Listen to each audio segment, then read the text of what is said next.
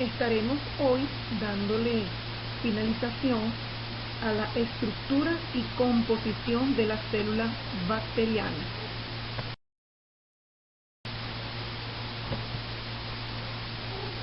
En la clase pasada abordamos la pared celular y la característica de una pared celular gram positiva y gram negativa. En esta oportunidad iniciaremos con estructuras como fimbria, pili y flagelo, estableciendo diferencias entre las tres.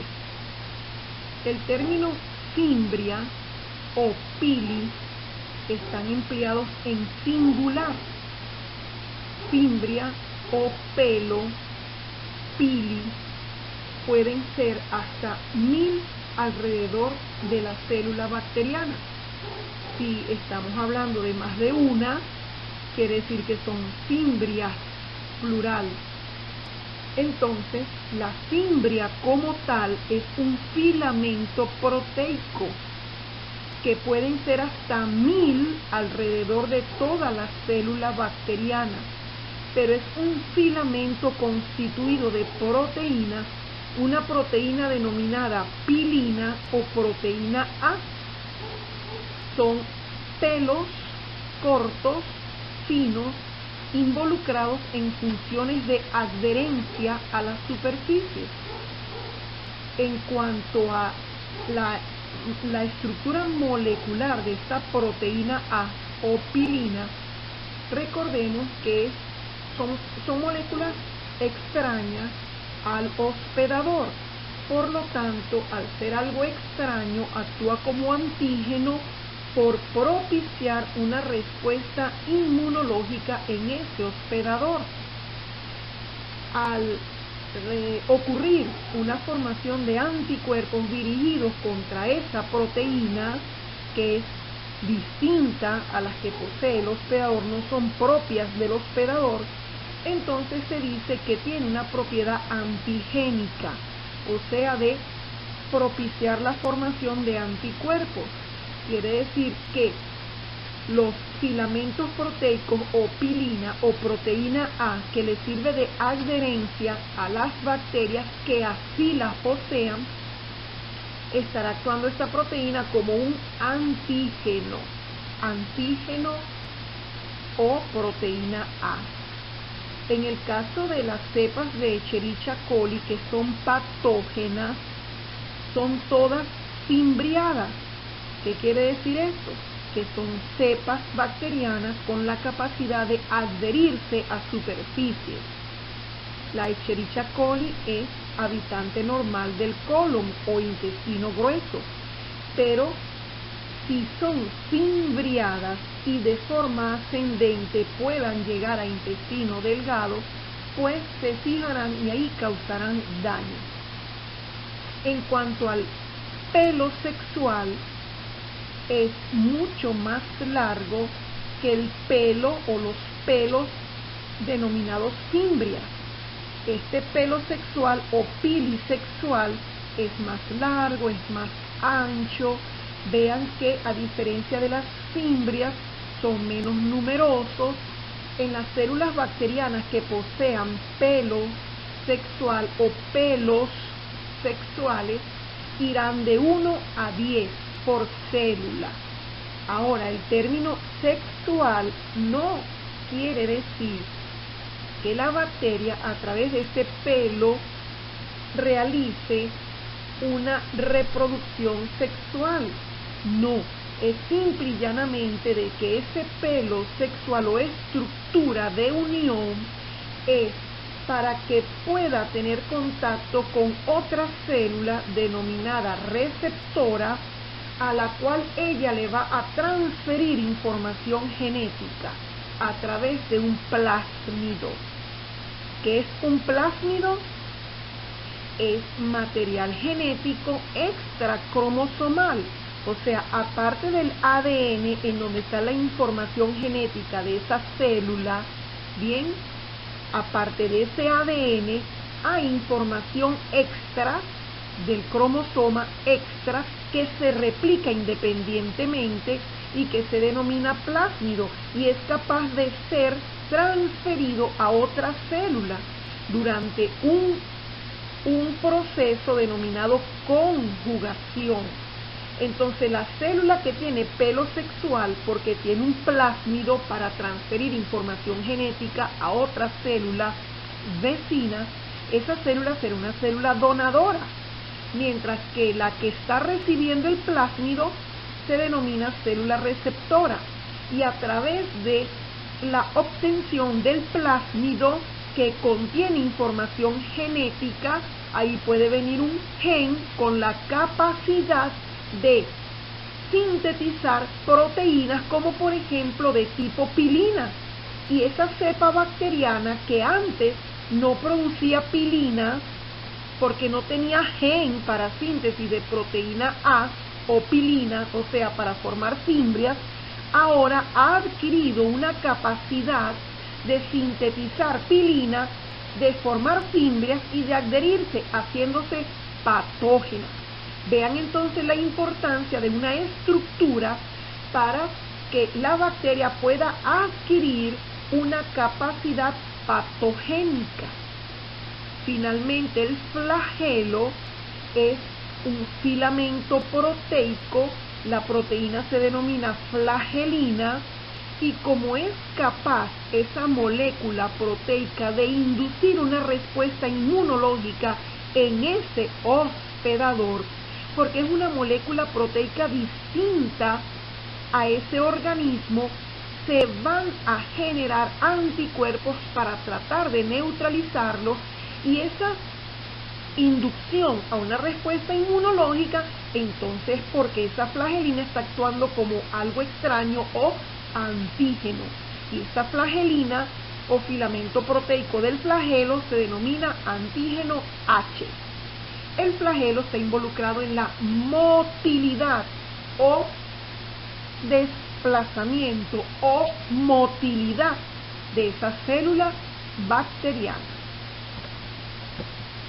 Ahí podemos ver imágenes de fimbrias en la primera fotografía a mano derecha, en la intermedia un pelo sexual haciendo conexión con otra célula para transferencia de plásmido, y finalmente el flagelo o filamento proteico para motilidad en la última imagen.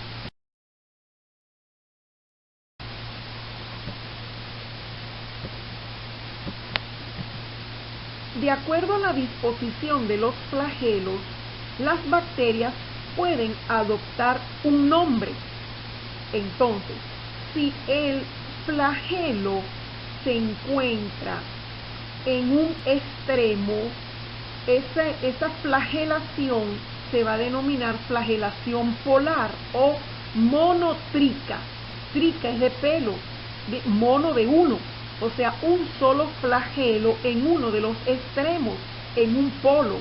La flagelación polar o monotrica va a propiciar la denominación de las bacterias en bacterias monotricas, un solo flagelo. Ejemplo, la Pseudomonas aeruginosa es una bacteria monotrica. ¿Por qué? Porque posee un solo flagelo en uno de sus polos. La flagelación lofotrica son dos o más flagelos en uno o en ambos extremos. Ejemplo, la Pseudomonas fluorescens, el Spirillum y otras. Ahí vemos en la imagen, en este caso, uno de los extremos o un polo con dos o más flagelos como un penacho. La flagelación peritrica, peri significa alrededor, son flagelos distribuidos en toda la superficie celular. Ejemplo, cepas de Escherichia coli, de Proteus vulgaris, de Salmonella typhosa, Clostridium parabotulinum. En sí, los diferentes géneros de la familia Enterobacteriaceae, o sea, de las enterobacterias, tienen esta peculiar flagelación y son denominadas bacterias peritricas. Ahí vemos en la imagen. Finalmente, la flagelación anfitrica es porque hay un solo flagelo en cada extremo de la célula. Ejemplo, el Spirillum ostreae. Ahí vemos un solo flagelo en cada extremo o flagelación anfitrica.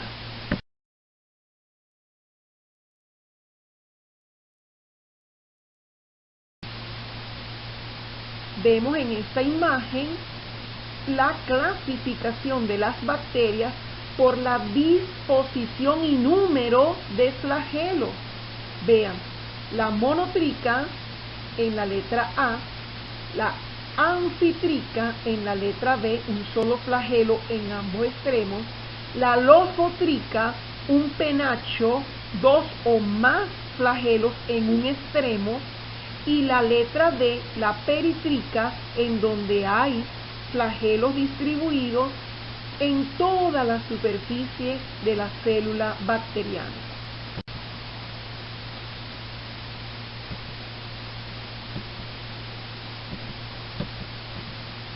Importante la estructura de los flagelos. Ya sabemos que está compuesto por una proteína. El filamento está compuesto por una proteína llamada flagelina. Pero aparte del filamento, hay otros componentes que estructuran a los flagelos. Sería cuerpo basal y gancho. Entonces, cuando a ustedes se les pregunte cuál es la estructura de un flagelo, usted tiene que mencionar estas tres porciones: filamento, cuerpo basal y gancho. En esos tres componentes va a haber una variación entre lo que es una bacteria gram negativa y una bacteria gram positiva a nivel del cuerpo basal. ¿Por qué? Porque como la pared de ambas bacterias tienen diferencias, y ya lo vimos en la clase pasada, ¿recuerdan? En donde la bacteria gram positiva tenía un mayor espesor del peptidoglicano, bien, mientras que la gram negativa, el peptidoglicano era una capa más angosta, y aparte de eso, por fuera del peptidoglicano había una membrana externa, y en esa membrana externa de esa pared de la gram negativa había un componente lipopolisacarídico. Entonces, como hay diferencia en la estructura de la pared celular de una gram positiva a una gram negativa, y sabemos que el flagelo se conecta a la pared celular, quiere decir que la estructura que se conecte en esa pared, bien sea gram positiva o gram negativa, tiene que haber una diferencia. Entonces, vean, el filamento es lo que se comunica con el exterior, es desde la superficie que se ve fuera de la célula bacteriana hasta la punta. Ahora, el gancho es un segmento curvado y corto que va a unir ese filamento al cuerpo basal. El gancho es un acoplamiento flexible, es como decir un codo, es un codo que acopla el filamento al cuerpo basal. El cuerpo basal es lo que está embebido, o sea, está introducido en la célula, conectado a la pared. Por eso es que el cuerpo basal varía en cuanto a si es una bacteria gram positiva, el cuerpo basal es sencillo, está conformado por un anillo interno y un anillo externo, mientras que el cuerpo basal de la bacteria gram negativa es mucho más complejo. Está conformado por 4 anillos. Un anillo interno llamado anillo M porque está conectado a la membrana citoplasmática. Bien, un anillo S porque está justo en donde está el espacio periplásmico. Y tendrá otros 2 anillos llamados anillo P que se conecta con el peptidoglicano y el anillo L por estar ubicado justo en la porción lipídica de esta membrana externa de la pared gram negativa, o sea, en donde está el componente lipopolisacarídico.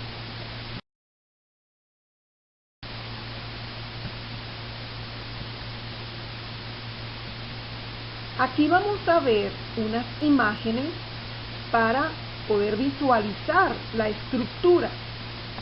Vea, en la parte superior, a mano izquierda, usted puede evidenciar cómo es la estructura de un flagelo en una bacteria gram negativa. Ubiquémonos en la membrana citoplasmática. Esta franja amarilla, ahí dice membrana citoplasmática. Ahí está ubicado el primer anillo, el anillo M, que sería el anillo más interno. Luego, por fuera de la membrana citoplasmática, recordemos que está el peptidoglicano, en donde se puede visualizar el espacio periplásmico, que sería lo blanco, la franja blanca. Ahí en esa franja blanca está el anillo S de espacio periplásmico. Luego está el anillo P conectado con el peptidoglicano, y por fuera del peptidoglicano, en la membrana externa, está el anillo L. O sea que el cuerpo basal está conformado por 4 anillos. Bien, esos anillos son los que giran proporcionando movimiento al flagelo para que la bacteria se desplace. Ahora vean la otra estructura, cómo el cuerpo basal, que contiene los 4 anillos, se conecta a través del gancho, que es una estructura de acople, visualizándolo con el morado más intenso, cómo el gancho conecta el cuerpo basal con el filamento, que sería lo más externo. El filamento es lo rosadito. Entonces, ahí tenemos las 3 porciones y cómo el cuerpo basal varía en la gram negativa. Si vemos en la imagen inferior, al margen más izquierdo, vemos lo que veíamos arriba en un dibujo. Vemos una fotografía de los 4 anillos del cuerpo basal en la pared celular de la gram negativa. Como el flagelo está compuesto por 4 anillos en su cuerpo basal, conectado este cuerpo basal con un gancho, y luego el gancho conecta con el filamento. Entonces, pueden ver el peptidoglicano bien estrecho. Vean la capa de peptidoglicano menos densa, la membrana externa de la pared celular. Vean, quiere decir que es mucho más complejo el flagelo. Si nos vamos a la imagen de la derecha, parte inferior, mano derecha, vemos una bacteria gram positiva. Vean la pared, vean, ubíquense en la membrana plasmática, luego hacia la parte más externa, lo amarillo, que es la capa de peptidoglicano, mucho más gruesa, por eso es una bacteria gram positiva. Vean que el cuerpo basal en la bacteria gram positiva está conformado por un anillo interno que tiene un mayor contacto con la membrana citoplasmática y el anillo externo con la capa del peptidoglicano. Es más sencillo el cuerpo basal, está conformado por 2 anillos. está el gancho, que es la estructura de acoplamiento entre el cuerpo basal, que es lo que está embebido, y el filamento, que es lo que rota para dar motilidad. Vean, si los anillos rotan allí en esa porción embebida en la pared celular, entonces la bacteria se desplaza. Más adelante vamos a ver cómo rotan esos anillos, qué los hace mover. Luego estamos viendo imágenes, fotografías de la disposición de flagelos en células bacterianas. Vemos arriba bacterias monotricas, en donde en un polo hay un solo flagelo. Vemos en la imagen superior a la derecha lofotrica, un penacho en uno de los polos. Vemos en la otra figura más inferiormente unas bacterias peritricas, porque tienen flagelación alrededor de toda la célula bacteriana.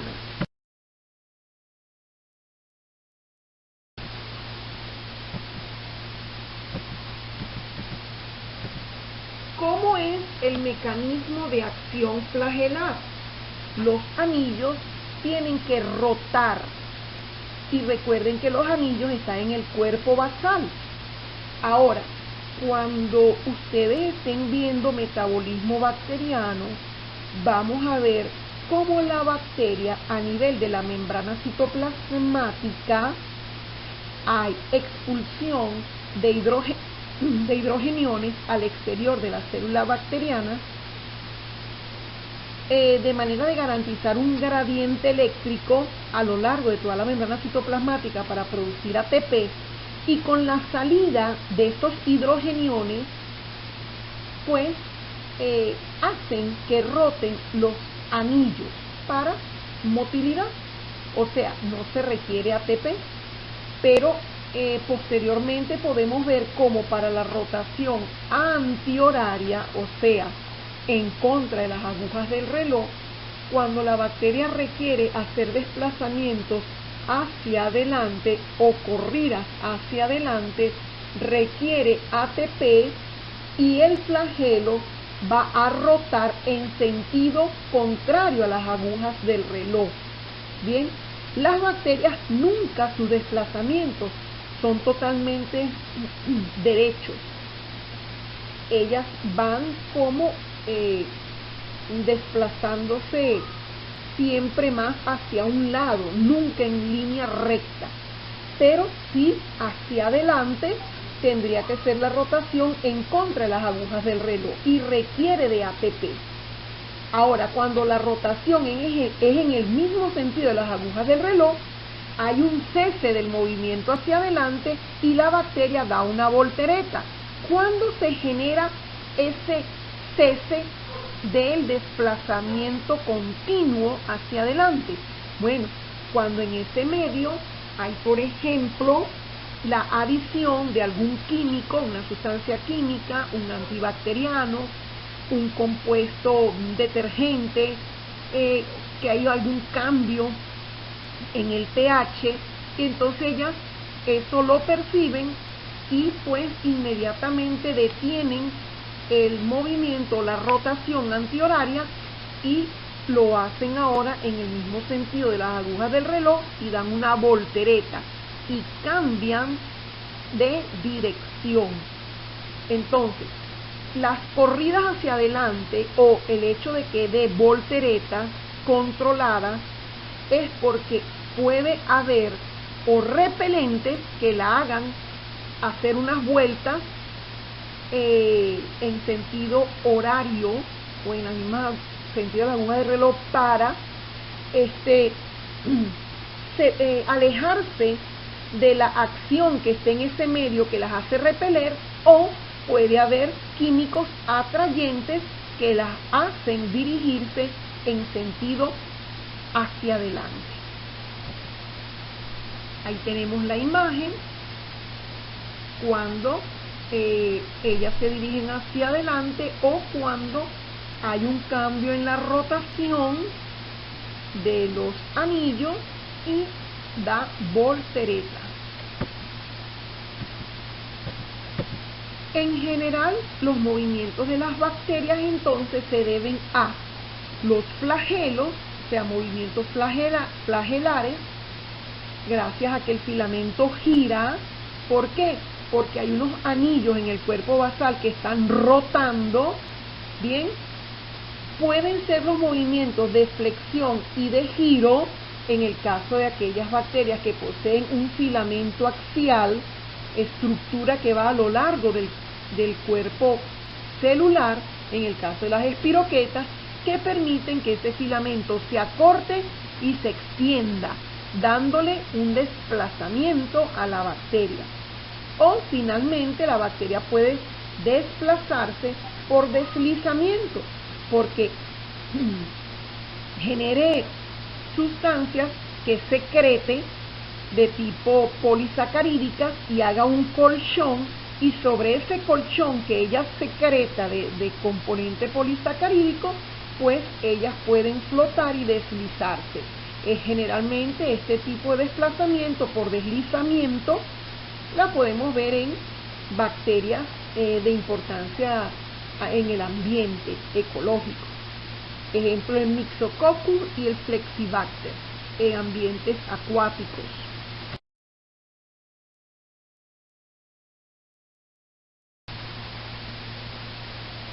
Tenemos otra estructura que es la membrana celular. La membrana celular en las bacterias es muy, pero muy parecida a la membrana celular de las células eucariotas. ¿Qué función tiene la membrana celular?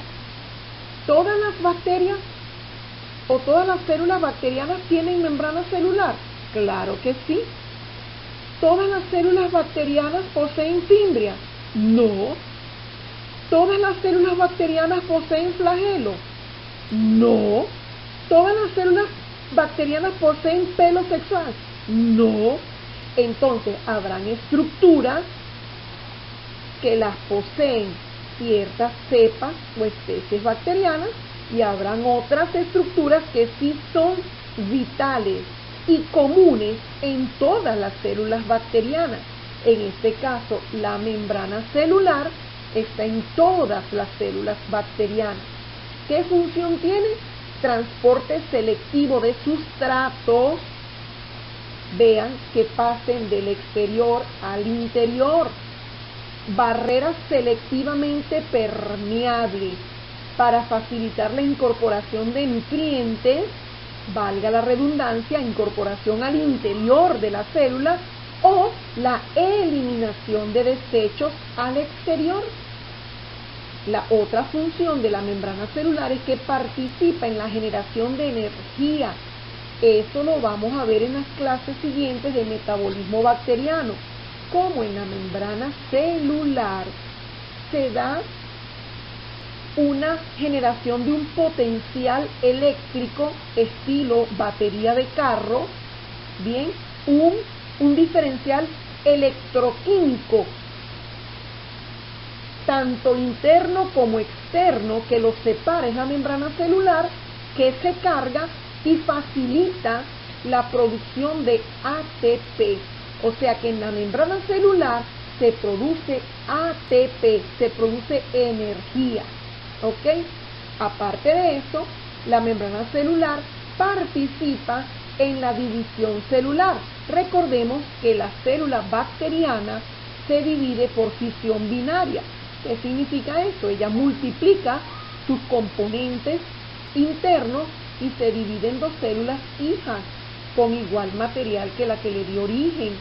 Entonces, para que pueda partirse en dos, tiene que haber una elongación de esta membrana celular a través de algo denominado mesosoma, que ya lo vamos a ver. Entonces, creando esa invaginación, pues se podrá dividir la célula en dos. ¿En qué otro proceso participa la membrana celular?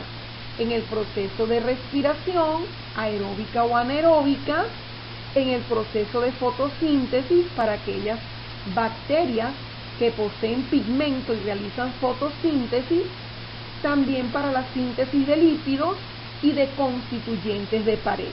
Por otro lado, mantiene al citoplasma en un estado constante. ¿Cómo está estructurada la membrana celular? Por una bicapa, o sea, doble capa fosfolipídica. Bien, esta capa o bicapa fosfolipídica es de característica antipática. ¿Qué significa esta característica antipática? Que tendrá una porción hidrofílica y tendrá una porción hidrofóbica. O sea, los fosfolípidos tienen una cabeza y tienen una cola. Entonces, esta cabeza y esta cola tienen o afinidad al agua, que sería la porción hidrofílica, o rechazo hacia el agua, o sea, la porción hidrofóbica. El hecho de que tenga entonces el fosfolípido una porción hidrofílica y una porción hidrofóbica se denomina antipática. Esta característica de bicapa ocurre una excepción en las arqueobacterias. Bien, entonces esta bicapa fosfolipídica antipática posee también unas proteínas que están embebidas. ¿Qué significa embebidas? Sumergidas, forman parte del interior de esa membrana. Entonces, como estas proteínas están embebidas, ellas también serán antipáticas. Quiere decir que son unas proteínas integrales con una porción hidrofílica y una porción hidrofóbica. Puede contener también elementos o compuestos opanoides, que son de estructura de alcohol, similar al colesterol, en sustitución a los esteroles contenidos en los eucariotas. Esta es una de las diferencias entre la estructura de una membrana celular de procariotas y de las eucariotas. En las eucariotas hay esteroles. Los esteroles estabilizan la membrana en los eucariotas. En el caso de las bacterias o procariotas hay unos compuestos denominados opanoides similares al colesterol que van a cumplir la función de estabilizar la membrana en las bacterias. En el caso de las archeas o arqueobacterias, sus membranas están adaptadas a condiciones extremas. Entonces, en esta membrana contienen éteres de alcohol, isoprenoides, y aparte de eso, recuerden que muchas de ellas no tienen una bicapa fosfolipídica, sino una monocapa. La estructura, en forma general, de la membrana celular es una estructura de mosaico fluido, de acuerdo a Singer-Nicholson. O sea, hay proteínas periféricas y hay proteínas integrales anfipáticas.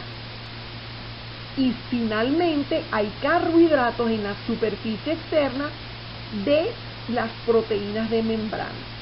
Podemos ver la imagen si nos ubicamos a la derecha de la lámina. En la parte inferior vemos a una célula bacteriana.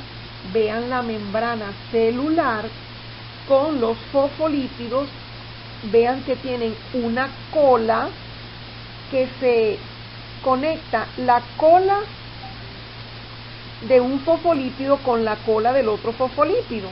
Entonces esas colas son la porción hidrofóbica, mientras que las cabezas, que son las moraditas, vean, hay una porción hacia la parte interna, que es lo que se comunica con el citoplasma, en donde hay agua. Quiere decir que la porción de la cabeza del fosfolípido es hidrofílica. Y la otra cabeza de la otra capa fosfolipídica tiene conexión con el exterior, en donde también hay agua. Quiere decir que es la otra porción hidrofílica. Podemos observar las proteínas integrales, como están embebidas, una porción hidrofóbica y la porción hidrofílica. Podemos ver la proteína periférica en conexión con la proteína integral y los carbohidratos u oligosacáridos en la superficie externa de las proteínas de membrana. El elemento opanoide, vean el opanoide para estabilización de la membrana. Entonces, si comparamos en la parte superior la imagen de una membrana celular de eucariota, vean que es muy similar. Ahí la única diferencia va a ser, en este caso, el colesterol que están viendo escrito allí, para estabilizar a la membrana de los eucariotas. ¿Qué importancia tiene la membrana celular en este sentido de permitir la permeabilidad de sustancias? Bueno, se dan procesos pasivos y se dan procesos activos de intercambio entre el interior y el exterior. ¿Ves? Entonces, en el caso de un proceso pasivo de intercambio de sustancias o de moléculas, ¿por qué es pasivo? Porque no se requiere energía. Es cuando una molécula puede desplazarse del lado en donde está más concentrada hacia donde hay menos concentración. Entonces pasa libremente, forzada por la misma concentración. En donde hay más, pasa libremente hacia donde hay menos. Entonces, ese proceso pasivo, podemos citar ejemplos de una difusión simple. En el caso de las moléculas de oxígeno, las moléculas de CO2 y los iones, ellos difunden de una forma simple, de una forma pasiva, en donde haya mayor concentración hacia el lado de donde haya menor concentración, a lo largo de la membrana plasmática. En el caso del fenómeno de ósmosis, está relacionado al agua como solvente universal. Es el movimiento del agua en donde haya mayor concentración hacia donde haya menor concentración. Y la difusión facilitada es cuando moléculas como la molécula de glucosa es transferida a través de una proteína transportadora denominada permeasa, que permite que ella difunda del sitio donde haya mayor concentración a donde haya menor concentración. Bien, ahora, ¿qué será un proceso activo? El proceso activo requiere gasto de energía. ¿Por qué? Porque es pasar un elemento, una molécula, una sustancia en donde hay menos concentración a donde hay mayor concentración. Hay que vencer a través de energía, de una fuerza imprimida, ¿ves? Hay que vencer el hecho de que hacia donde se está dirigiendo hay una mayor concentración. Entonces se requiere un gasto de energía. Estos procesos activos, ¿ves? Por ejemplo, desplazamiento o el paso de glucosa en donde hay menos hacia donde hay más, se requiere también la proteína transportadora, pero en este caso se requerirá energía o se requiere ATP. Por otro lado, si esa glucosa la estoy incorporando de donde hay menos hacia donde hay más, para que, por ejemplo, si se está incorporando al interior de la célula bacteriana, ¿cómo hacer para que por un proceso pasivo no se devuelva y se salga la glucosa? Pues inmediatamente la bacteria puede fosforilarla. Le adiciona un fósforo a la glucosa y fosforilada no se puede salir de la célula. De esa manera garantizó que a través de un proceso activo con gasto de energía, esa glucosa pasó del exterior en donde había menos al interior en donde había más. Pero como ella la está requiriendo para almacenarla, bien, entonces la fosforila, ¿para qué? Por un proceso pasivo no se vaya a salir, porque el proceso pasivo es que difunda esa glucosa de donde hay mayor concentración a donde haya menor concentración, y para entonces ella no dejarla salir, la fosforila. Y este proceso se denomina translocación de grupos. Es una forma especial de transporte activo. Ocurre única y exclusivamente en las células bacterianas. Y es entonces como la glucosa, a través de una proteína transportadora y ATP, puede ser incorporada al interior de la célula bacteriana, pero inmediatamente se le adiciona un fósforo para que no se pueda salir. Y de esta forma la bacteria va a acumular un material de reserva. En este caso la glucosa se une con otras moléculas de glucosa y se forma el glucógeno, que es un material de reserva. Lo que nosotros, los seres u organismos superiores, almacenamos en músculo o en hígado, pues las bacterias lo van a almacenar en el citoplasma. Bien, ¿por qué? Porque fue incorporado a través de un proceso, bien sea pasivo o activo, a lo largo de la membrana plasmática. Esta membrana plasmática, dentro de sus funciones, era participar en el proceso de división de esa célula en dos células hijas. Quiere decir que se puede formar una invaginación. Vean ahí en la imagen, si nos ponemos de afuera hacia adentro a estructurar esa célula bacteriana, vean que lo más externo es la cápsula. Vean ahí donde está escrito con la flechita cápsula, lo más externo. Luego vendría ¿qué? Vendría la pared celular. Después de la pared celular, más internamente, la membrana plasmática.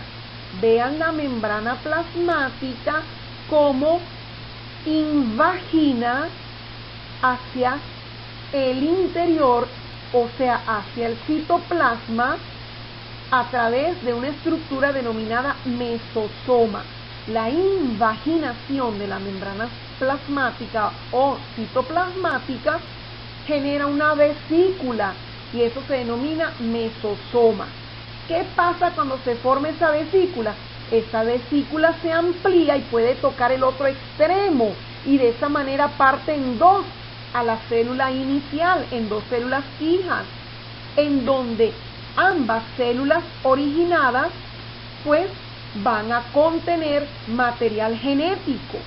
Bien, o sea, un nucleoide. ¿Qué es un nucleoide?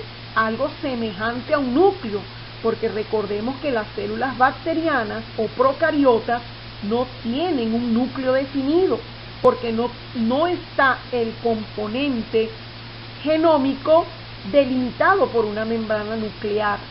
Bien, entonces en el proceso de división en donde participa el mesosoma, ambas células hijas van a tener material genético que se multiplicó en la célula inicial y pudo partir ese componente en ambas células.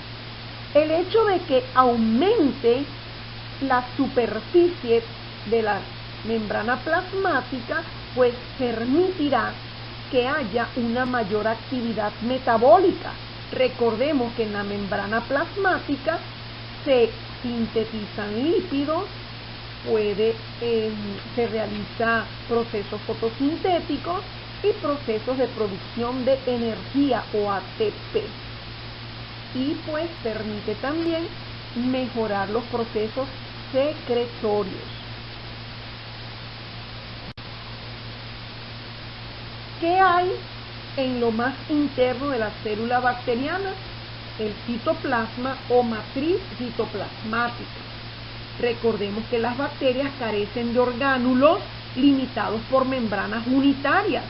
Tal es el caso de cómo observamos mitocondrias o cloroplastos en las células eucariotas. Las procariotas no poseen ni mitocondrias ni cloroplastos. Hay un material genético constituido por ADN en algo denominado nucleoide, o sea, el ADN constituido en un cromosoma único está allí, dentro del citoplasma, en cualquier sitio, no está delimitado por una membrana nuclear. Por eso ese material se denomina nucleoide, o sea, semejante a núcleo. ¿Puede haber plásmidos? No todas las bacterias tienen la capacidad de poseer un material genético aparte del ADN cromosomal. Ese material genético extra se le denomina ADN extracromosomal o plásmido. Bien, ¿qué pasa con esa porción de ADN? Es la que ella puede intercambiar con otra célula bacteriana a través de un pelo sexual, transfiriéndole capacidades genéticas. Le puede pasar un gen con la capacidad ahora de sintetizar una proteína, como en el caso de las fimbrias, sintetizar la proteína A, o puede pasarle genes de resistencia a antibióticos. Lo vamos a ver más adelante. ¿Qué más hay en el citoplasma? Hay ribosomas. En los ribosomas hay ARN. Hay sustancias de reserva o cuerpos de inclusión. ¿Qué serían estas sustancias de reserva? Ahorita cité ejemplo de la glucosa, cómo la glucosa se combina con otras moléculas de glucosa y conforman el glucógeno. Ese glucógeno va a estar almacenado en un cuerpo de inclusión en el citoplasma. O sea, es un material de reserva. Finalmente, la célula bacteriana está compuesta fundamentalmente por agua. Casi el 70% de la célula bacteriana es agua. Los cuerpos de inclusión citoplasmático pueden ser de material orgánico o de material inorgánico.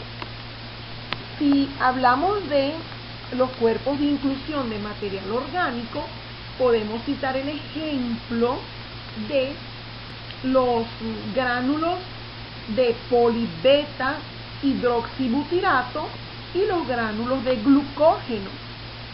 Vean que les mencioné en las láminas pasadas el glucógeno.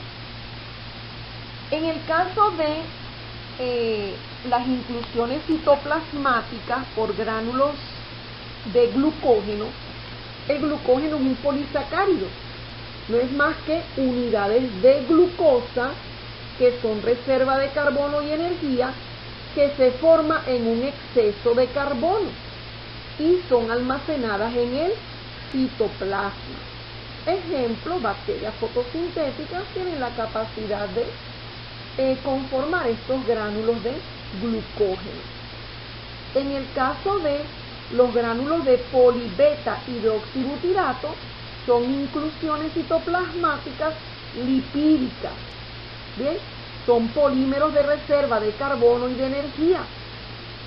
Y pues también se forman en exceso de carbono. Pueden observarse al microscopio electrónico de transmisión o con colorantes solubles en aceite. Por ejemplo, Bacillus, Mycobacterium, el Azobacter, el Spirillum, forman estos gránulos de polibeta hidroxibutirato. Luego tenemos los gránulos o cuerpos de inclusión denominados carboxisomas. Estos carboxisomas, ¿qué contienen? Contienen una enzima acumulada, reservada allí, guardadita, La enzima se denomina ribulosa 1,5-bifosfato carboxilasa.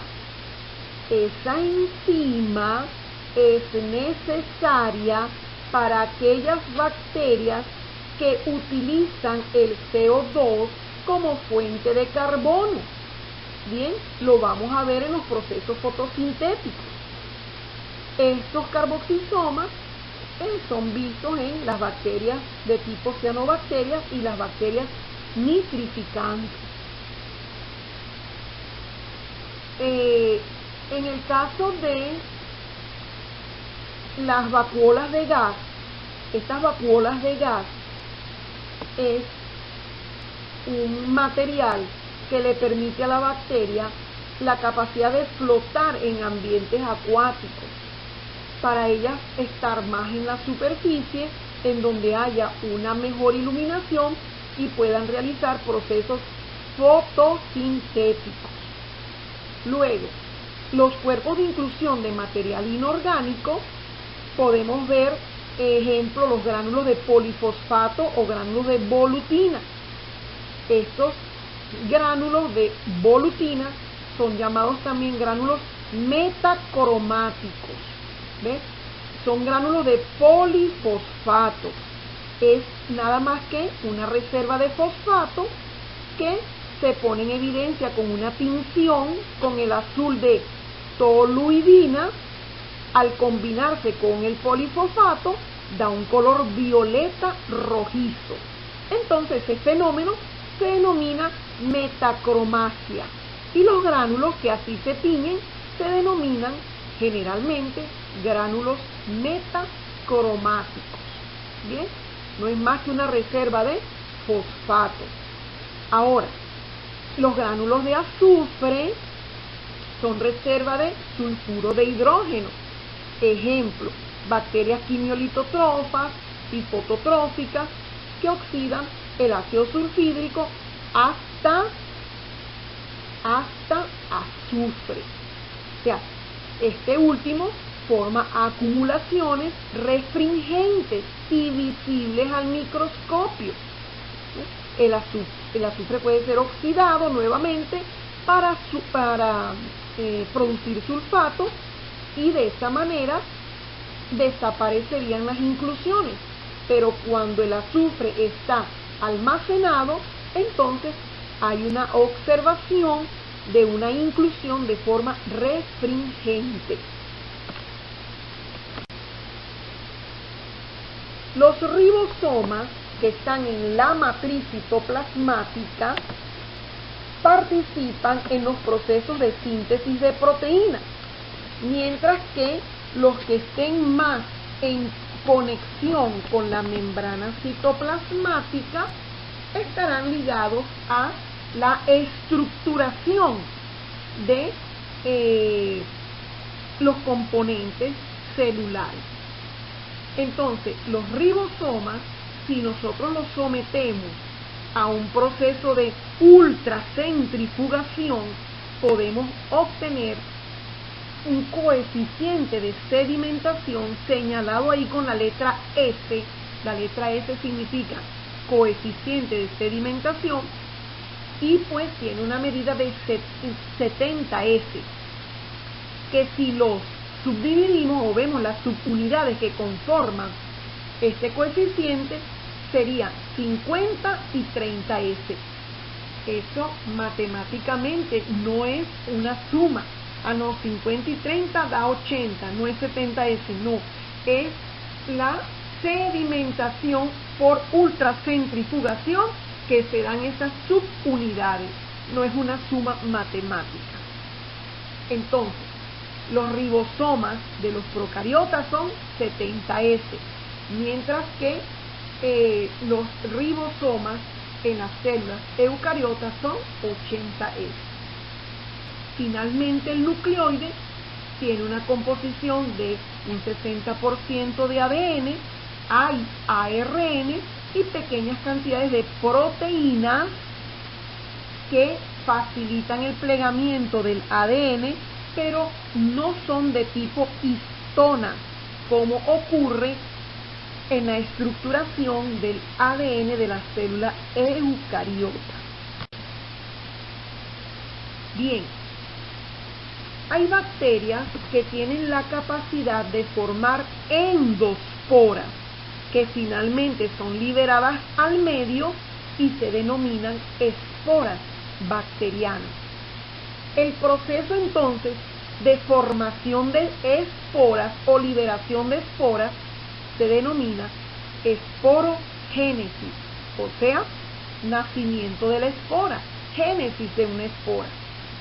La esporogénesis se induce al agotarse los nutrientes esenciales de esta bacteria en el ambiente. Se agotan los nutrientes, se agota el agua y aumenta la temperatura en el medio. Esos tres factores detonan el proceso de esporogénesis. Ahora, esa endospora que se forma en el interior, si la conceptualizo, pudiera definirla como un cuerpo deshidratado con una gruesa capa formada en el interior de la membrana celular que va a ser liberada posteriormente en el medio ambiente para sobrevivir varios años, siendo resistente a altas temperaturas en ese medio, a esa falta de humedad o de secación, resistente a radiaciones y a ciertos productos químicos tóxicos. Bien, cada célula es capaz de formar una endospora. Las endosporas pueden visualizarse en el microscopio de luz en el laboratorio a través de una tinción, y esta práctica la vamos a realizar. Ahí vemos en la imagen endosporas del género bacteriano Bacillus especie Subtilis. Generalmente las endosporas del género Bacillus son esporas situadas en todo el centro de la célula bacteriana. ¿Qué va a hacer esa endospora? La endospora, como están viendo en la lámina, como es un cuerpo deshidratado, es de una capa que está protegiendo algo en su interior. ¿Qué es lo que hay en el interior de esa endospora? Material genético, material ribosomal, que la bacteria está resguardando porque se está destruyendo la parte vegetativa de la bacteria y va a quedar expuesta la endospora en el medio, denominándose espora, y de esa forma va a permanecer, puede permanecer siglos en un ambiente seco, en un ambiente donde no hay nutrientes.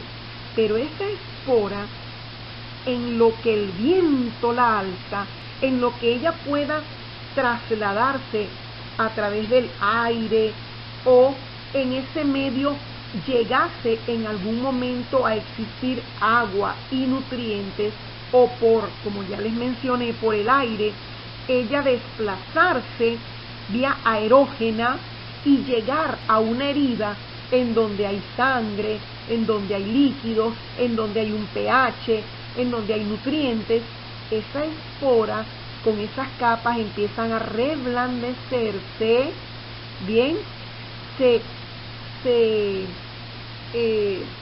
termina la restringencia de esa espora, la resistencia, y da paso a una germinación, como que si fuese una semilla que está germinando y da paso a la forma vegetativa de esa célula bacteriana.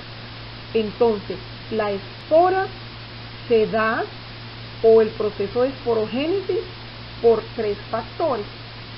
Bien, no hay nutrientes, no hay agua y se eleva la temperatura. Bien, esa espora está en el ambiente y puede sobrevivir varios años. Quiere decir que es una forma de sobrevivencia de esa cepa bacteriana, de esa célula bacteriana. Ahora, cuando llega el momento que se den nuevamente todos estos factores, esta espora, ese cuerpo deshidratado, esta capa gruesa, se debilita, pierde su resistencia y germina la célula vegetativa. ¿Qué géneros bacterianos son capaces de formar endosporas? Las bacterias gram positivas, en este caso, Bacillus y Clostridium. Género Bacillus, género Clostridium, ambos géneros bacterias gram positivas. Recuerden que las bacterias gram positivas poseen una pared celular con un denso o una densa capa de peptidoglicano gruesa. Bien, estas bacterias gram positivas, recuerden que la característica con esta capa gruesa es poder resistir más tiempo en el ambiente a los fenómenos de desecación. Entonces, hay especies capaces de esporular dentro de estos géneros. Tenemos varios ejemplos. Bacillus anthracis, agente causal del anthrax o carbunco bacteriano, el Bacillus thuringiensis, el bacillus a través del cual pues se obtiene la toxina cristalina. Él es capaz de formar endosporas. Recuerden que esa toxina cristalina se utiliza como control biológico para insectos. El Clostridium tetani, agente causal del tétano, el Clostridium botulinum, agente causal del botulismo, el Clostridium perfringens, agente causal de la gangrena gaseosa y enteritis, el Clostridium shawoi, agente causal de la pierna negra o carbón sintomático. Vean las diferentes especies, tanto del género Bacillus como del género Clostridium, capaces de formar en su interior endosporas. Ahora, esa capacidad de formar endosporas le da una ventaja con respecto a otras cepas bacterianas. Claro que sí, porque puede pernoctar en el tiempo, puede garantizar la supervivencia de esa especie en el tiempo. Ahora, el género Bacillus, el género Clostridium, tienen una morfología bacilar. Podemos ver otro género de ejemplo, pero que tiene morfología de coco y también es capaz de esporular, que es el género Esporosarcina.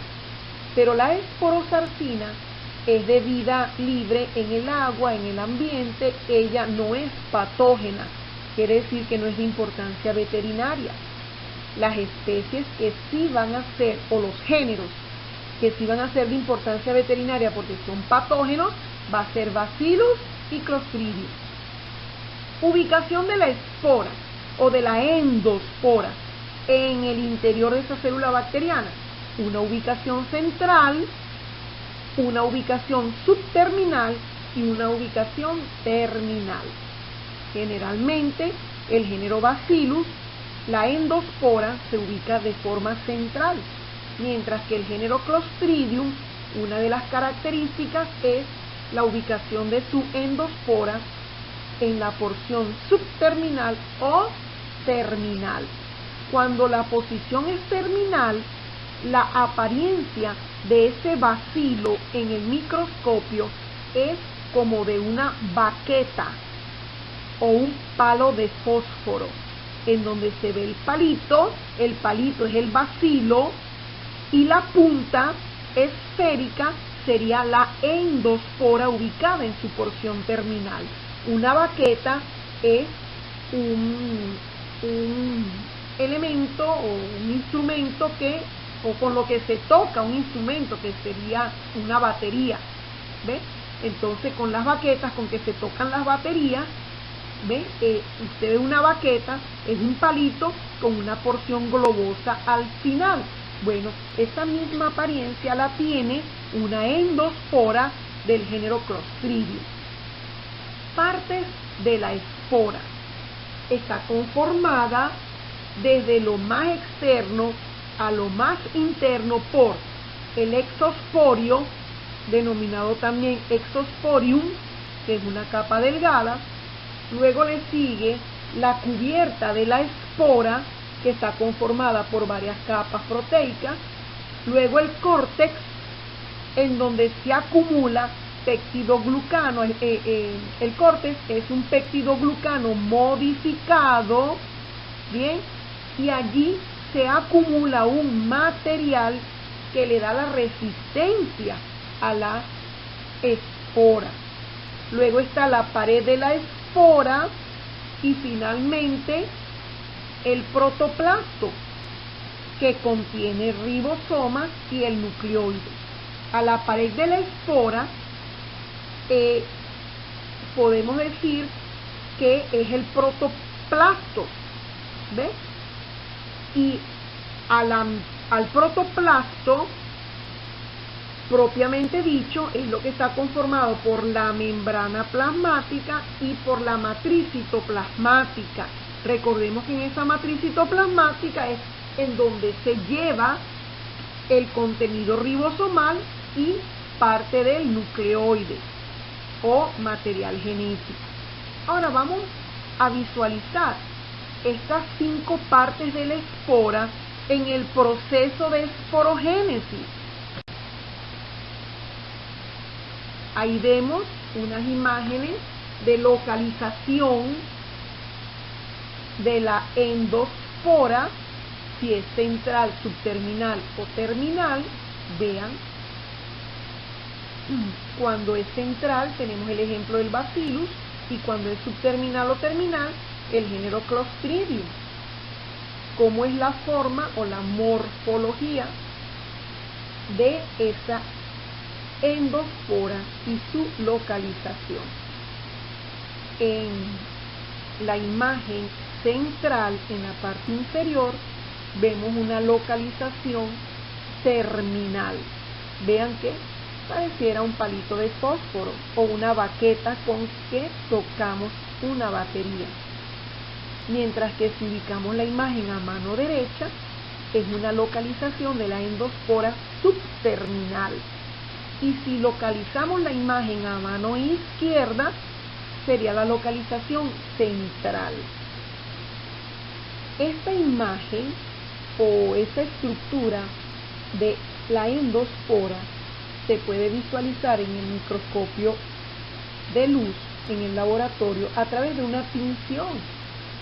Esto lo vamos también a realizar, la tinción de espora, en donde la célula o esta forma de bacilo, de palito, se tiñe de rojo, mientras que la endospora se tiñe de verde.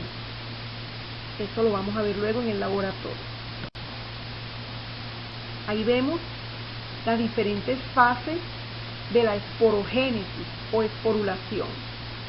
Y en estas diferentes fases de formación de la espora, vamos a ir viendo cómo se genera cada una de las estructuras. Fase 1.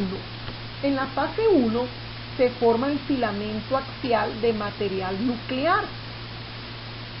¿Qué significa esto? Tenemos una célula bacteriana y esta célula bacteriana está en un medio en donde hay carencia de nutrientes, de agua, y se elevó la temperatura. Inmediatamente ella va a morir, su parte vegetativa, pero antes de morir ella va a resguardar material. Entonces la membrana plasmática empieza a invaginarse y a arropar material ribosomal y material nuclear para englobarlo, protegerlo con unas capas, extraer agua de ese cuerpo deshidratado, y cuando se termine de morir la bacteria, la parte vegetativa, ella queda en el medio y puede sobrevivir con esa protección o esa superficie que ella formó. Entonces, en la fase 1 se forma un filamento axial de material nuclear. El material nuclear empieza a arroparse a través de ese mesosoma o esa invaginación para quedar arropados en el interior. En las próximas láminas vamos a ver el dibujo. Voy a citar primero las fases. Segunda fase, ese plegamiento interno de la membrana celular para englobar parte del ADN produce un septum o septo de la preespora. Ese septo o pared o septum, ese término lo deberían dominar ustedes por anatomía. Ese septum o ese septo de la espora no es más que una membrana doble que rodea al cromosoma y al citoplasma, está englobando material ribosomal y está englobando material cromosomal. Ribosoma y cromosoma, o sea, ADN. Se forma entonces en la fase 2 un septum de la preespora.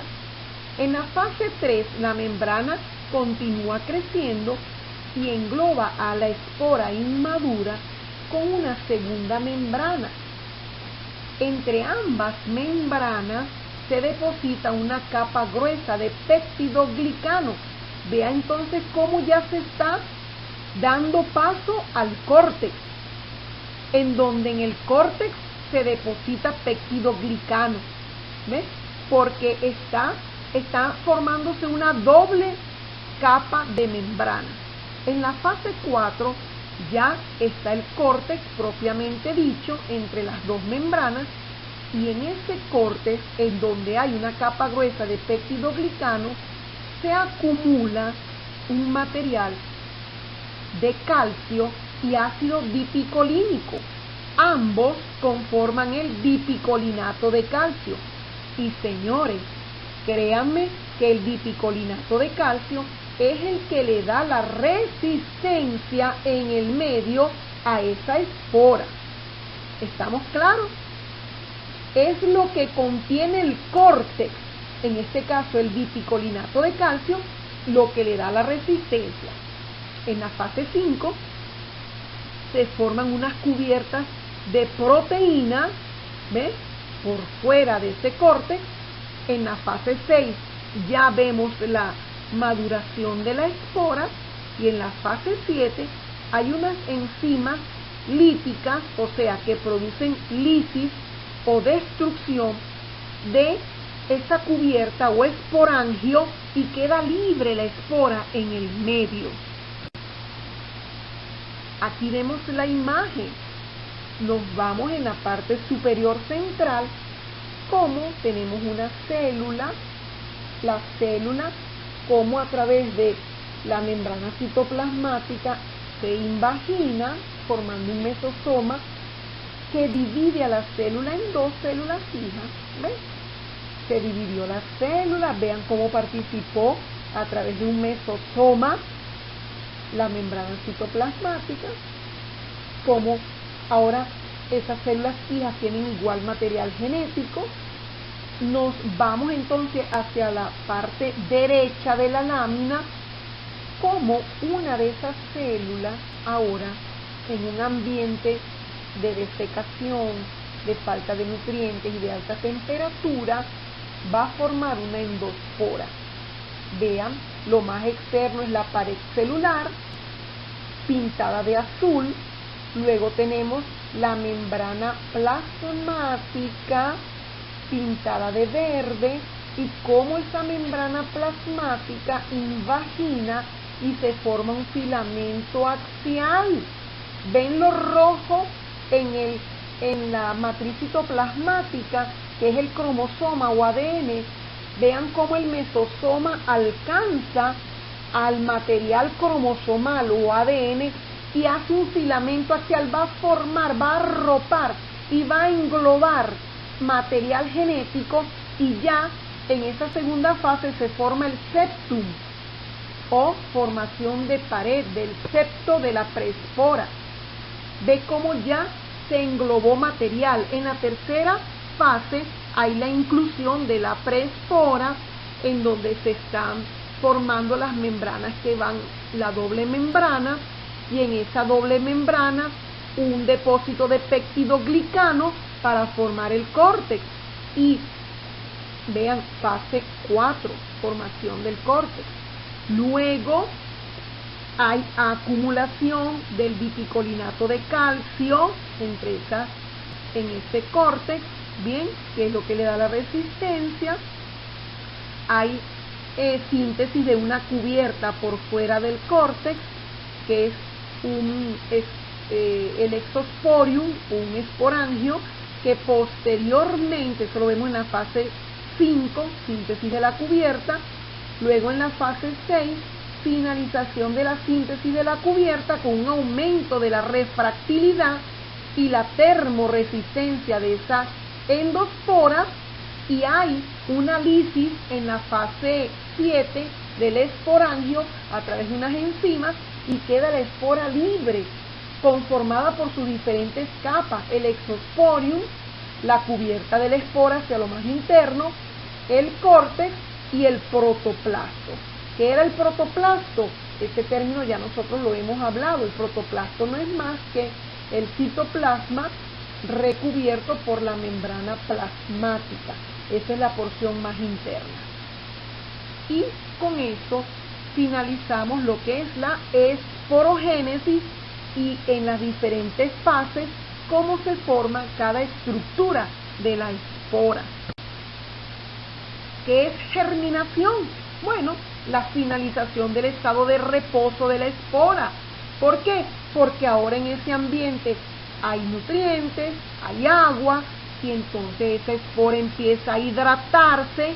Recuerden que era un material deshidratado, ahora con el agua empieza a hidratarse, a hincharse, se rompe la cubierta de la espora, hay pérdida de la resistencia al calor, también a otros factores estresantes, pérdida de la refractabilidad, y se empieza a liberar los componentes de la espora, hay aumento de la actividad metabólica, bien, y ya entonces empieza la fase de producción de sustancias para el crecimiento de esta bacteria y multiplicación de la bacteria en su fase vegetativa.